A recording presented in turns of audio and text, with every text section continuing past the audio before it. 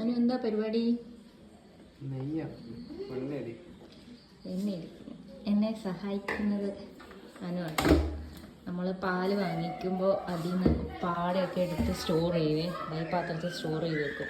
എന്നിട്ട് ഇത് നിറയുമ്പോൾ നമ്മൾ അടിക്കും.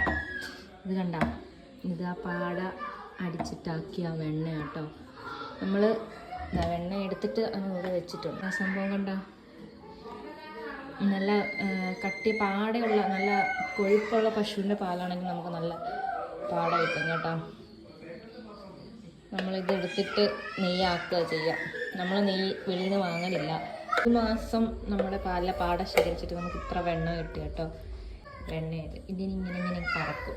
ഇത് തണുത്ത വെള്ളത്തിൽ ഇട്ടിട്ട് കേട്ടോ ആക്കുക. തണുത്ത വെള്ളത്തിലാക്കുമ്പോൾ വേഗം വരുമെന്ന് പറയുന്നത്. ഇത് കണ്ടാ,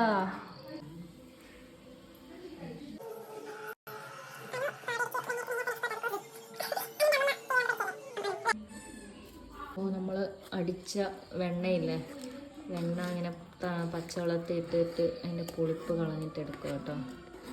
നിങ്ങൾക്കറിയെങ്കിൽ കമൻറ്റ് ചെയ്യും. ഓക്കെ, ഇതാണ് കേട്ടോ original butter, homemade butter, no preservatives, only natural.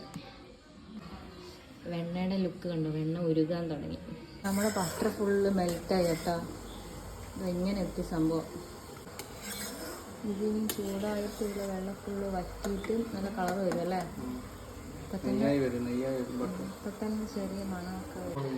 കുരുമുളകിൻ്റെ ഇല നമ്മൾ ഈ ഇതിലെ വെള്ളം എല്ലാം വറ്റി കഴിയുമ്പോൾ ഇങ്ങനെ ആവും കേട്ടോ. എന്നിട്ട് ഒരു കുരുമുളകിൻ്റെ ഇല ഇട്ട് നോക്കും. ഇത് പൊട്ടിയാൽ നെയ്യായില്ലേ. ഇനി തണുത്തിട്ട് നമ്മൾ തുണി വെച്ചിട്ട് അരിച്ചെടുക്കും.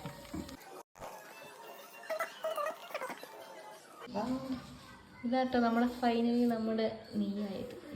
നമുക്കിനി ഭരണിയിൽ വെച്ചിട്ട് കാണിച്ചു തരാം. നമ്മളൊരു പൊട്ടുന്ന കുപ്പി എടുത്തിട്ടുണ്ട്.